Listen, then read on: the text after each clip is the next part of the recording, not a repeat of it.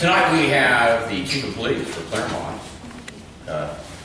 Chuck Broadway, with us, who's going to be talking about his candidacy for the Lake County Sheriff's Department.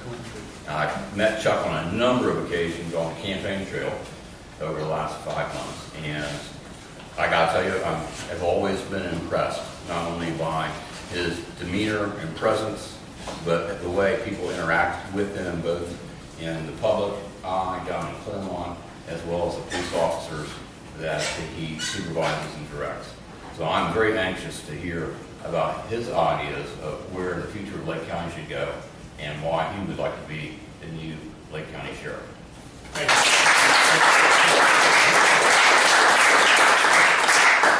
Well, thank you once again for having me. Once again, my name is Charles Chuck Broadway.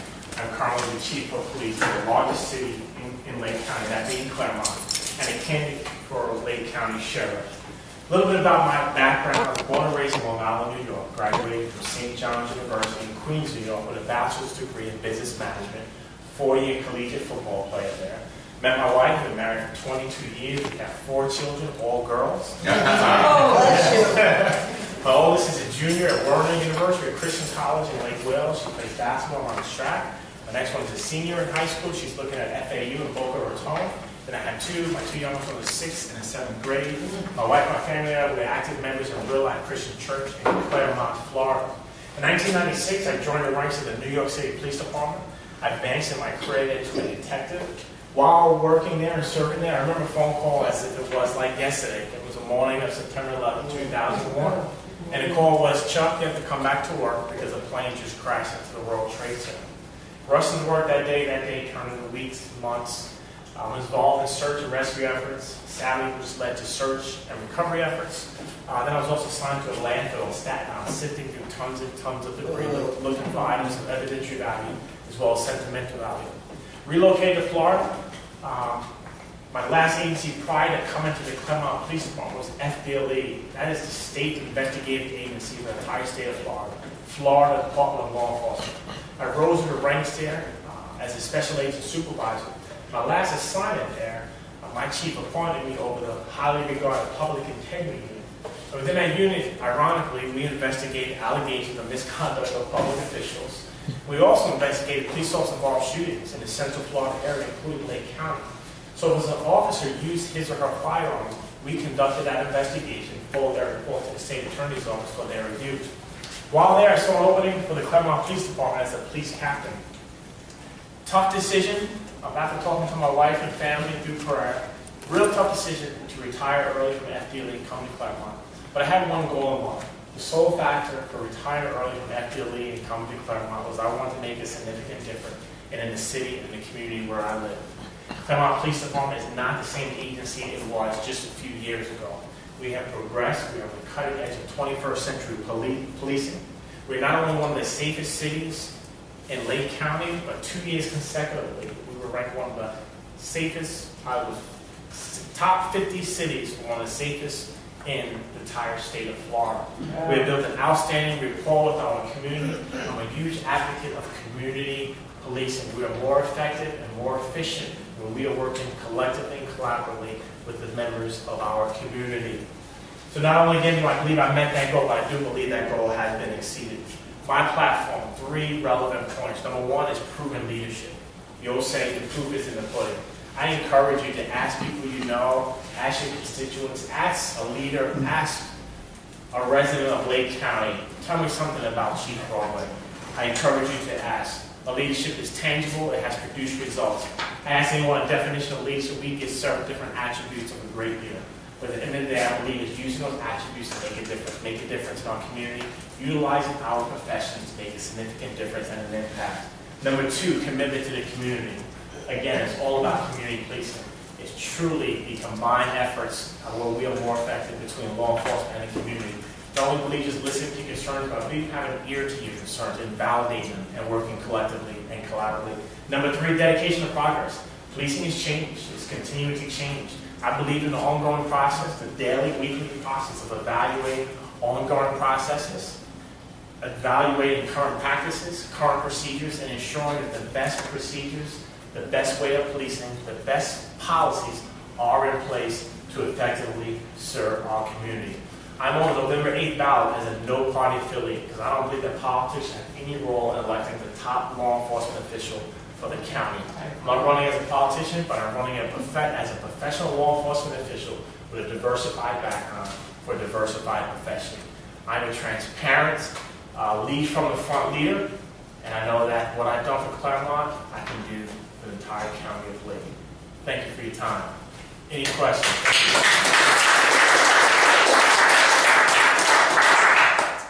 I just want to say that my daughter and her family live in Claremont, and they're very much on your team. Oh, thank you. Thank you. Thank you very much. Yes, ma'am. What kind of changes would you make in the current county administration to the current sheriff? Sure. One change that I would make is, and one thing that I'm seeing from the northernmost tip of the county to the southernmost tip of the county are deputies in zones. I'm a huge advocate of community policing. Yeah. Community policing can only work if you have dedicated deputies throughout the county. Those deputies are getting to know the residents, they're getting to know the leaders within that community. And if we don't have that, then we cannot be effective with community policing. So one of the first things I would do is look at the organizational chart to see where our deputies are being deployed. Ensure that we have enough deputies from the northernmost tip of the county to the southernmost tip of the county so community policing can truly be effective and efficient. Number two, transparency with your budget. I'm currently right now in Claremont, we have quarterly meetings, and my budget is an open book. We may agree, we may disagree, but the budget will be transparent for you to see and discuss. My plan is to have a quarterly meeting for county commission, and our budget is up there, and we can discuss it, and you guys get an idea of where we're at in reference to where monies are going, how much is spent on a percentage throughout that quarter. And I plan to do that every quarter, just like I do now in Claremont. Your safety is paramount. So ensuring your safety, that is paramount as a sheriff. Yes, sir.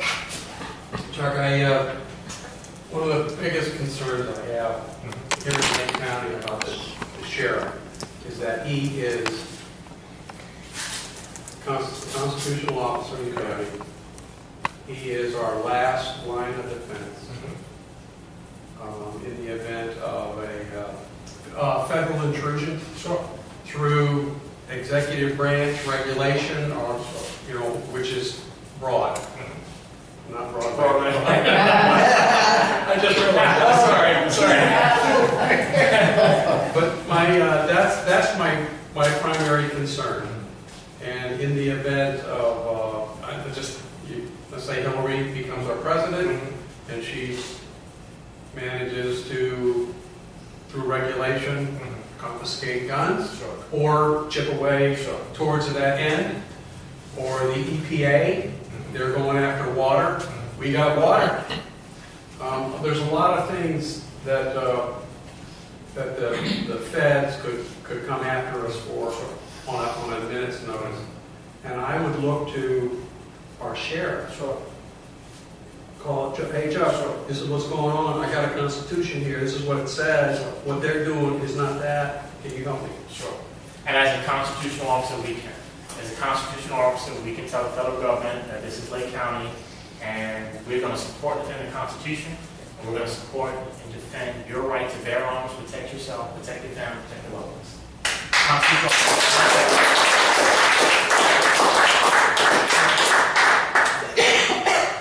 Yes, sir. I got two questions. One is that I go and I look up the voting records and the parties for candidates, and you're what's called a protected class. The sheriff is too. Will you tell us what your true voting record in the past was and what parties you were affiliated with? Sure. I am truly an independent. I am really truly an independent. Even from New York, when Yes, you're in New York? I really do consider myself as a strong Christian conservative. I really do consider that. I am nowhere left, and I'm not far right, but I am truly an independent and can vote on people's values. My values as a Christian do line up with a lot of the Republican Party. Absolutely. But a lot of my value is just from being Christian life. But I'm truly an independent. All right, and then the second question is that this county has got a lot of their law enforcement folks come from the local area, and I swear some of them come right out of the forest. And coming here from a big city like you have, and I see some of these just Yahoo actions that they take. I mean, I get calls. I got one from a guy who said he went in to buy some wheels from a business in Leesburg, and he goes in to buy them, and then the guy says, "Oh no, we want another $50. They are used wheels." And it's maybe $200, but then they wanted $250. And he says, "No, I'm not going to do that." And he starts to drive out, and a sheriff's deputy drives in front of him with a sheriff's vehicle, and apparently he's involved with his business, and he wouldn't let him leave until he finally started making threats. And we've had other situations. We had a sheriff's deputy who illegally got involved in running a bar by running the funds through a girlfriend. And the current sheriff didn't do anything about it. The city of Eustis didn't, not Eustis, sorry. The city of Tavares didn't do anything about it either. And I had people calling me about that, and that's kind of a thing that's fluffed up people in Tavares. And so that was a combination. And so there has to be some sort of, and you come from a big city, and many of the people here worked in big cities where they had maybe a stronger attitude of professionalism and training.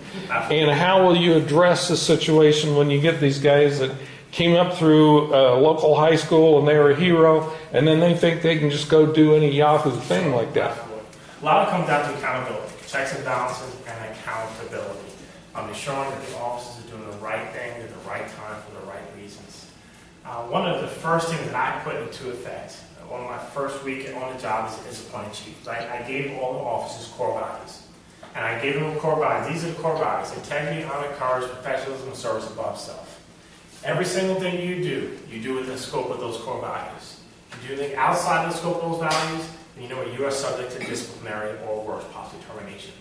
So as soon as I would come in, if elected to sheriff, I would probably have some core values on those lines and hold everyone accountable, off duty and on duty, including myself, to those core values, and then hold them accountable to it.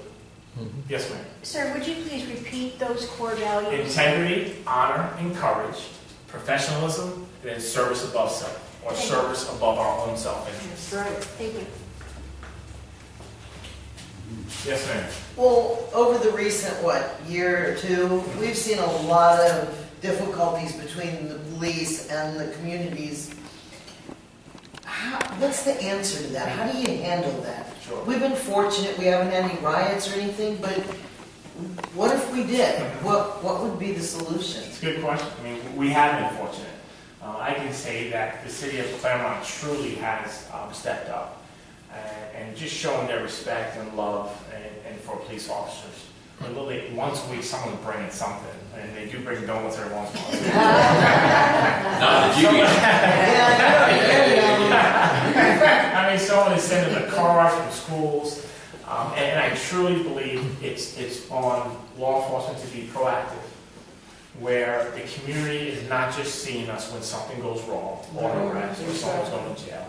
I do believe in those positive interactions and those programs that deputies or officers are interacting with our community on a daily basis. I encourage my officers, when you go out there and make contact with somebody, make sure it's a positive contact. Yes, we're going to have to make arrests at times, issue the citations at times, but overall, go out and have a positive interaction with someone.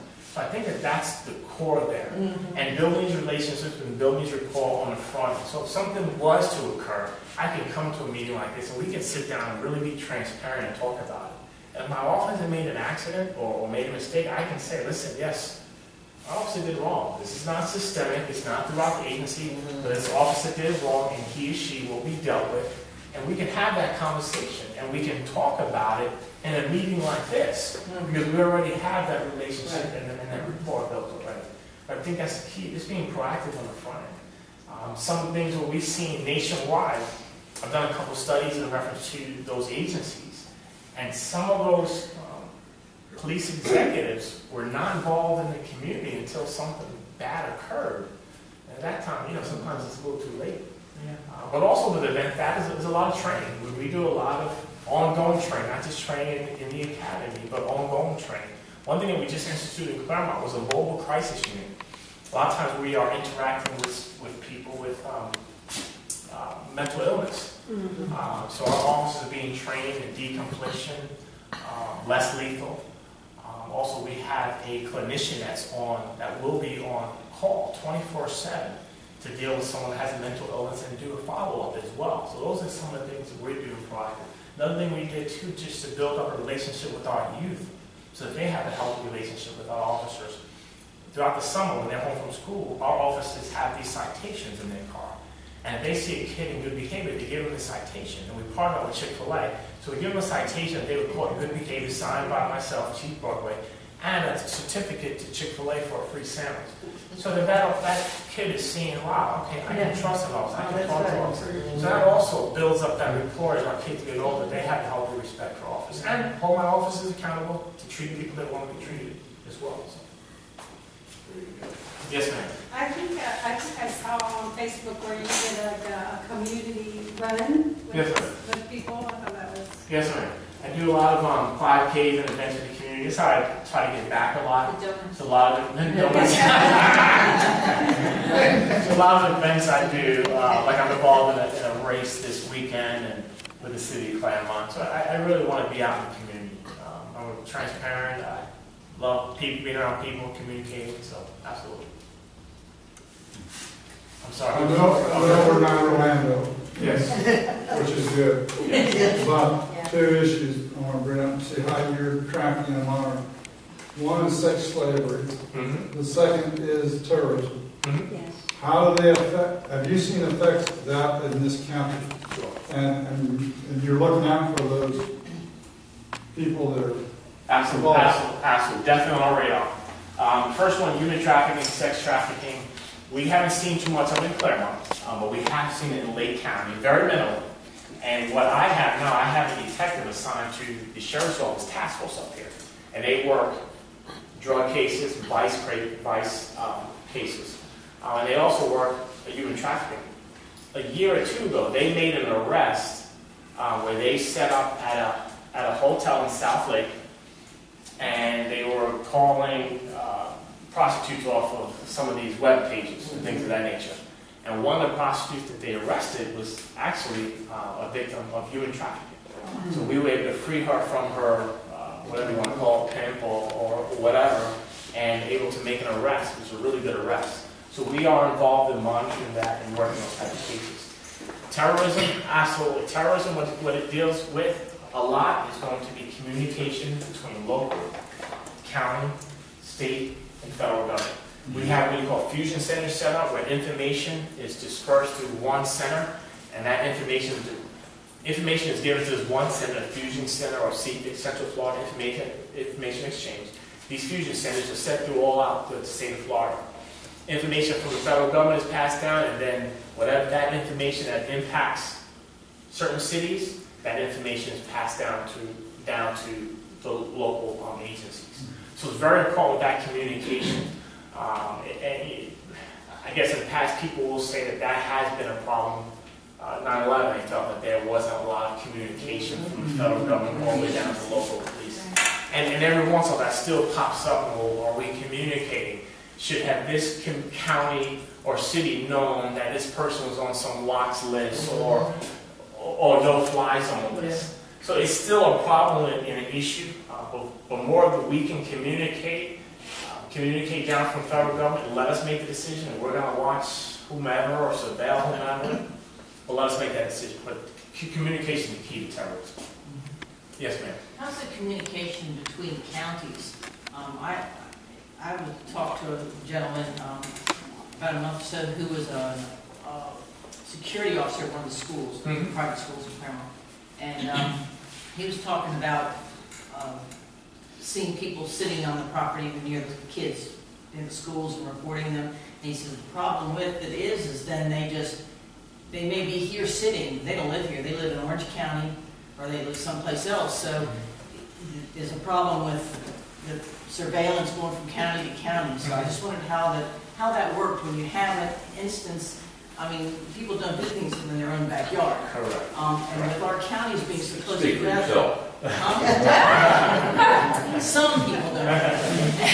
But I just wondered how that would work if you had someone who was a suspect in something here in Lake County, but then Oakland's 10 miles down the road, and there he's in Orange County. Absolutely. We do have communication. There is what we call intelligence meetings, where we do communicate. We actually hold one in the south, but we do it like Wintergarten and Oakland because they're so close in Broadway and Mascot.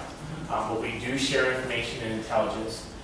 If we see certain types of crimes, we will reach out to an analyst in Orange County or Volusia County or Osceola County or Seminole County, see if they're having that same type of crime.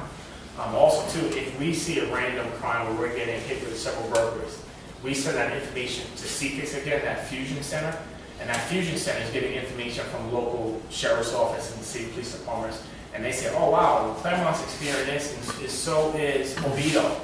Same MO, same type of actions committed by the subjects, and then they put us in contact so that we can help solve that Yeah, crime. I was actually concerned, like, if you're following a suspect and he was here in Lake County doing something, and he crossed into Orange County, you have somebody watching him, you're tailing him or whatever, and he goes into Orange County, what happens when he hits the Orange County line? Sure. Does the Lake County person keep going into Orange County and just let Orange County know they're there and what they're doing? Good question. It depends on the crime. If we observe a violation in our county, we can continue with that, depending on the type of crime. But also, too, we're in contact with dispatch, and if he or she is going to Orange County line, we notify dispatch, hey, you're going to Orange County line, we notify Orange County to pick up that pursuit or to pick up following that car. It's the same thing with the cities. If we're following a vehicle that's involved in a crime, and he or she's leaving the city limits in Claremont, we notify dispatch would notify Groveland, or if we're going toward Oakland, or if we're going toward the sheriff's office, they'll notify them. Absolutely, and we work together. Yes? A question for you. See your philosophy on this. The federal government is trying to, the Justice Department is trying to take over police forces around the country. They do it by giving money for body cameras, cameras, guns, and other things. And they're, I think, moving in the direction of nationalizing all law enforcement agencies under the federal government. So my question to you is, where do you stand on it? Totally against the federal government taking over. Totally against it. Do you agree that they are trying to? I think that, well, let me say this. We do get equipment from the federal government, save taxpayer dollars. We have an armored vehicle that protects our officers and protects the community. Did we purchase that? Did we get that from the federal government? Yes. Are there weapons that we got from the federal government that I don't have to spend taxpayers' dollars on our officers who are trained using AR-15s and M16s? Yes, those were purchased. I shouldn't say purchased. Those were given to us from the federal government. So that program, I believe, is very beneficial. The Pulse nightclub incident, that armored vehicle that Orlando Police Department was using that saved their lives was a federal government piece of equipment. So I do believe in utilizing this equipment to provide a service to our community and save taxpayers' dollars. I can't say if I felt that I felt or heard or had any inclination that the federal government was trying to take over and run the county and city police departments. Well, my question is, there's Baltimore, Ferguson, they've taken over. Yeah. Okay, and all you need is one incident to be able to have them leech onto you. And the other question is, I fear it's going to be the same way with the police force around that they do with our school system. They give a little bit, and control everything. And I think, I don't know if I speak for myself only, we worry about the federal government coming in and dictating how our police force runs. And, you know, there's some sheriffs around the country that stand up and really speak out about this stuff.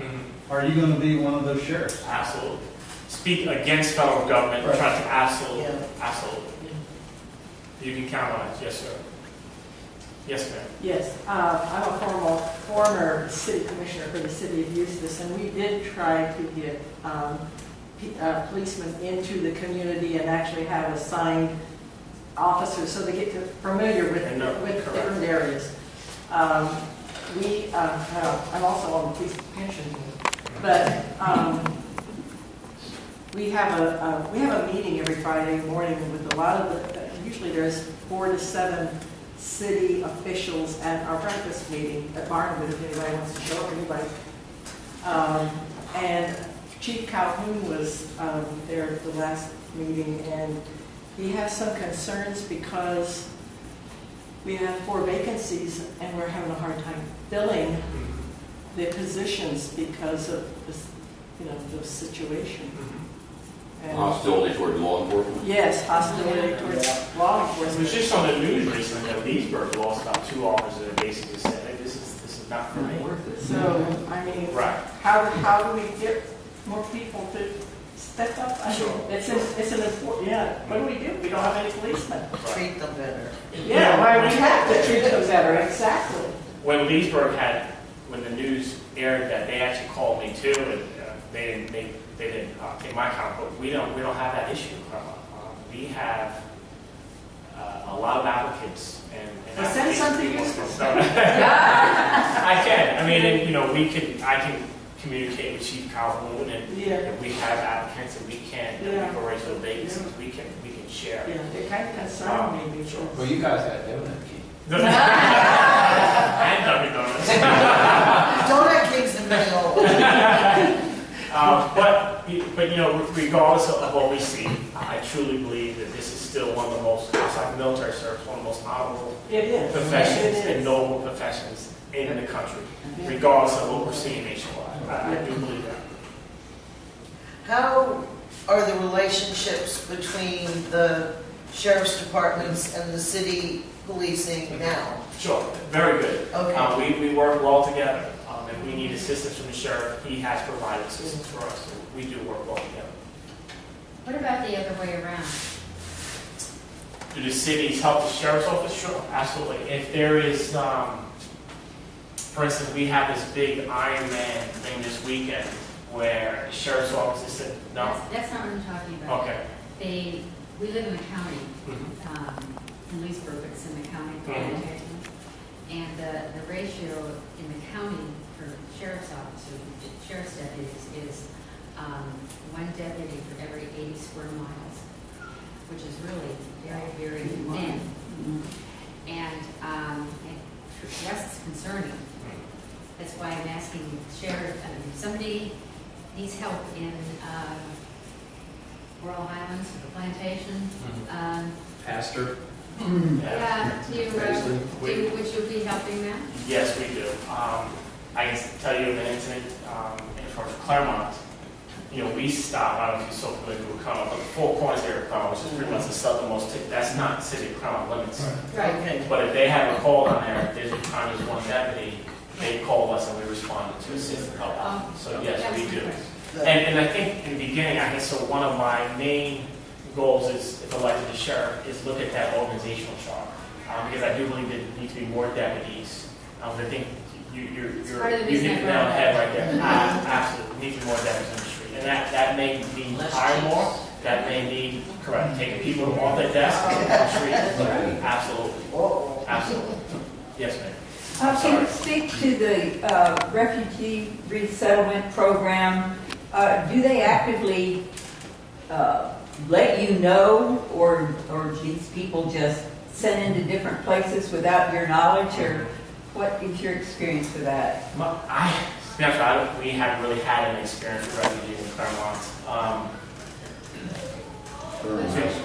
I can speak to that very, very briefly, is because I go to the Orlando Refugee Task Force, and there's hardly any in this county. because the federal contractors that bring them in, that you hear they're bringing them into other cities, there's like 9 of them. There are 2 of them, Catholics and the Lutherans in Orlando, and I've talked to the heads of both of them, and they don't have any real plans to bring any here. Now that could change because Hillary, she gets in, she wants to bring huge numbers, and they could all of a sudden just open an office and have 100 people in, bring 100 in, and they're federal. They don't have to talk to anybody. They might talk to a local mayor who supports them, and then that's it. So right now I don't think we have a problem, but maybe to add on to that question would be, do you have any kind of network in place to be aware of that? Because there are other cities, mostly in other states, where they're having a horrendous problem with, refugees coming in, don't speak the language, they have crime, they have rape, and everything else. Sure. We will. I can honestly say right now we don't have any, communication or contact with an agency that's letting us know about refugees. But if elected sheriff, that's one thing that I would definitely look into and see how we can communicate. Some sort of notification, so people just aren't blindsided by, one day someone's here and one day someone isn't, and some way to notify. You vote by their Yes, Mark. There's a lot of divisiveness that's being used as a political tool in the United States, and in the last year or more, we've seen law enforcement be used as a pawn, in my view, as being the scapegoat for a lot of the division that was healing imperfectly, but it had been healing for 40 or 50 years, and they ripped this wound open, not for any constructive purpose, but for very personal gain and for political gain. And one of the solutions that I'd like to see discussed, at least, and I believe is viable, is trying to increase through a variety of different measures the interaction between the beat officer as well as the supervising officers and police chiefs and sheriffs. But the beat guys and the common folks, and not necessarily the people in this room who probably were trained. Okay, what do you do when you're stopped by a law enforcement officer? Everybody knows your adrenaline's going to be going. I mean, it's not something that you put on your things to do list. Right. Get pulled over by a sheriff's deputy. So, but we know how to respond in order to diffuse the situation. But both the officers and the community, I think, would benefit the officers because they need to have this refreshed, the perspective of seeing it from the civilians' interaction and having that awareness, refresh, because that's what training does for you. It helps refresh that, and that's why we continue to train. And there's a wide variety of doing it. I know a lot of people, myself included, have concealed carry. And even though I go and employ training on my own, it would be very beneficial if the law enforcement agencies in the county and if the sheriff's department in particular were to work through role playing, and so that people understood it. Because one of my great concerns is that I'm in a public venue and feel like it is necessary for me to display and use. Because if I'm going to display, it's because it's got to be used. So I'm not going to pull for any other reason. And so, but now I'm in an active shooting scene. I'm not wearing anything that identifies me as being a good guy. In black. Nobody in this room would stand up and say, he's a good guy.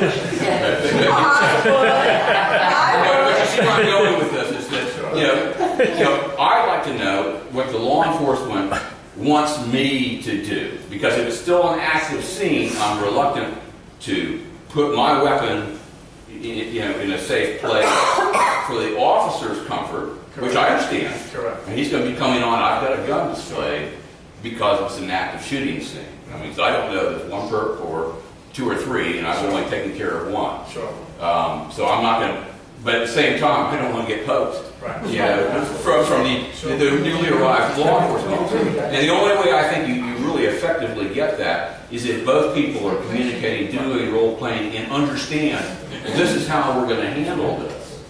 I'm not asking for you to present a solution as to how that will be done, because it's going to be flexible. I think what you said, it comes down to communication. Right. It comes down to that dialogue. Right.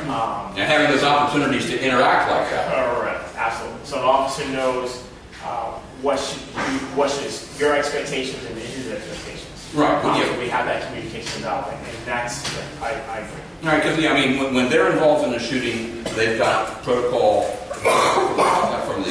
from the department, but also from the union as to what they're supposed to say or not say. In order to protect their civil rights and legal protection. Absolutely. I know the people that I have an insurance policy with for my concealed carry have instructions from me. Sure. In terms of when we're doing the post-shooting interaction with the law enforcement.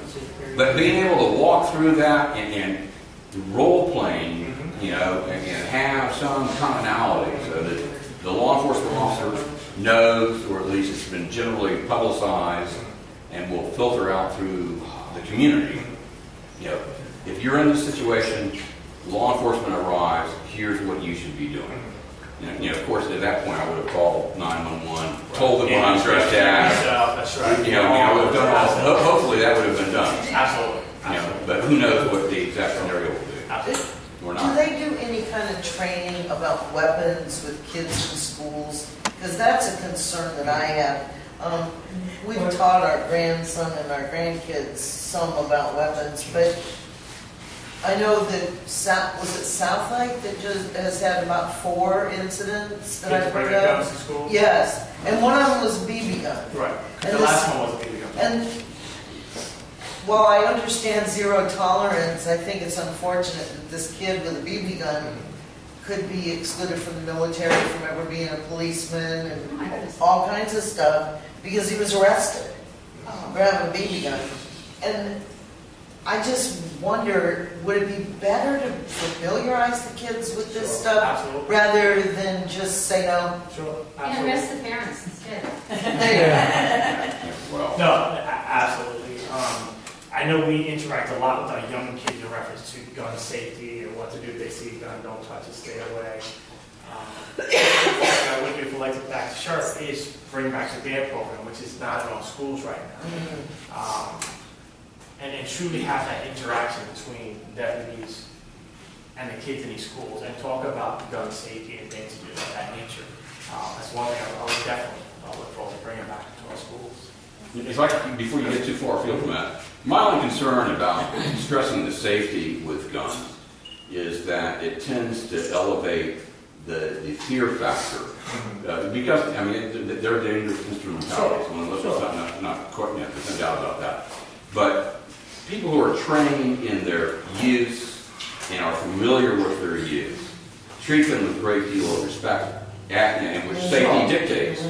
But they don't have the fear of it. Right. And so they're more inclined to be supportive of the constitutional right as opposed to being inculcated into this socialist view that nobody should have guns except criminals. And I think when I meant safety, I'm thinking of really our young kids. Okay. For safety Yes. reasons. Right. Yes, there's a certain age where they need to know how to possibly utilize it, what not to do, what correct. I'm talking about the young ones that we teach to stay away. I'd like to see a shooting program get back into the high school. Yeah. Myself. Yes, ma'am. Freudian slip there. Sounds good, huh? What's your personal view of concealed carry? I know we have, Lake County probably has the largest proportion of concealed carry permits in the state. And I'd like to see that continue, but. Absolutely. Support concealed weapons? Absolutely. All day. Ooh, what about open carry and campus carry? I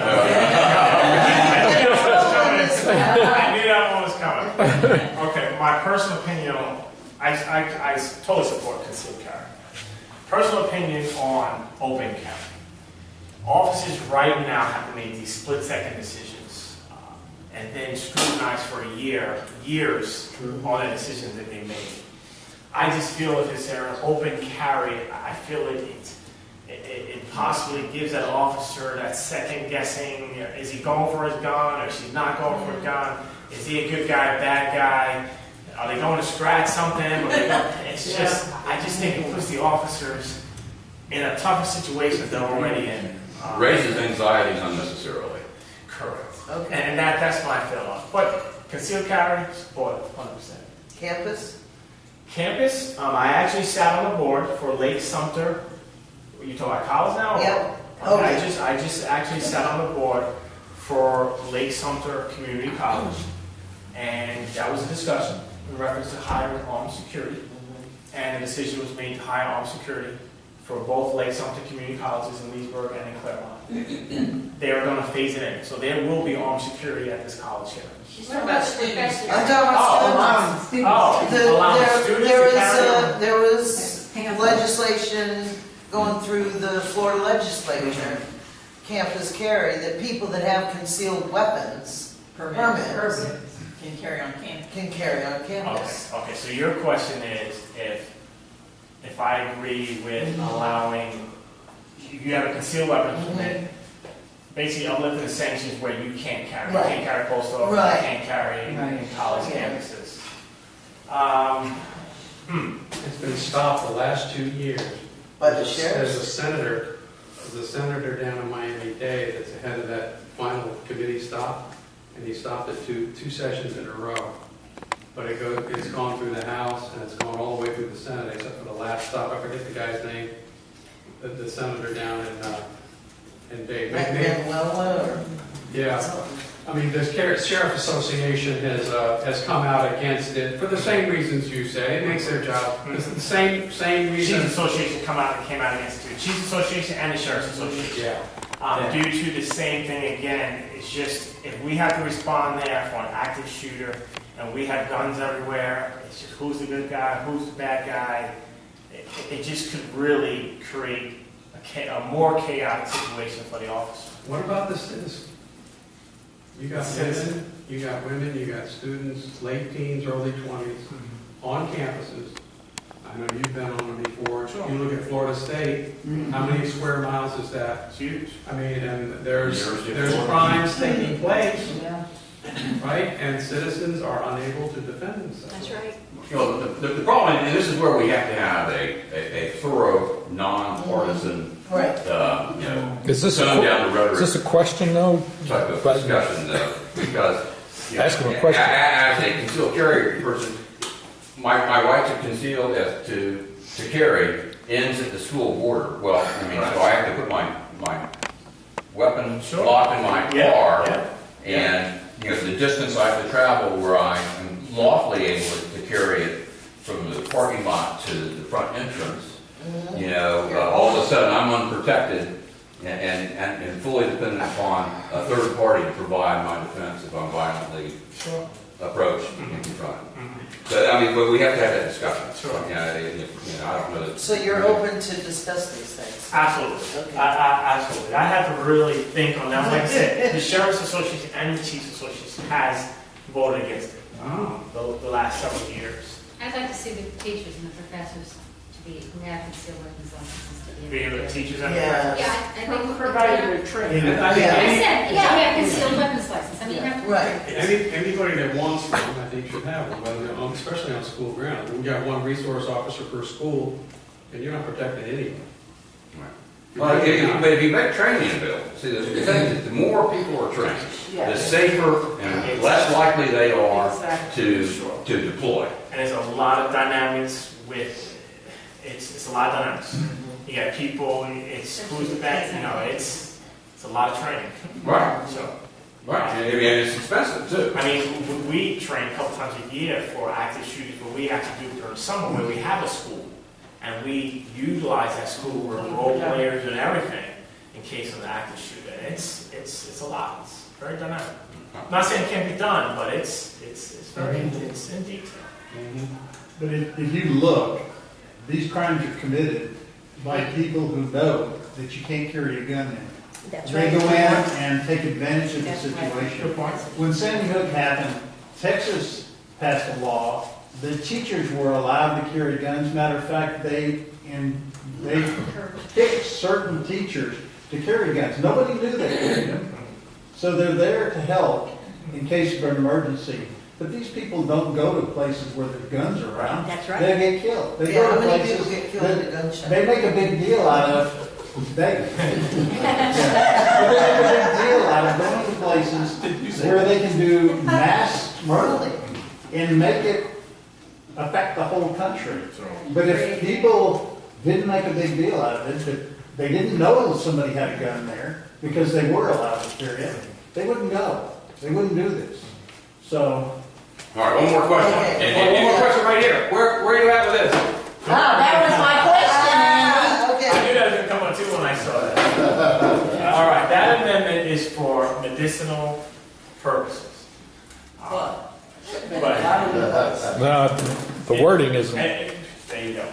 I think the wording in that amendment needs to be a little stronger toward medicinal purposes. And the reason why I look at it, being a law enforcement for 20 years, I've seen how drugs destroy people's lives. And I look at these Schedule II narcotics, hydrochlorols and oxys. It's just it's just so highly addictive that people get addicted to these things, and it just destroys their lives. Marijuana, on the other hand, is not highly addictive as these Schedule II narcotics.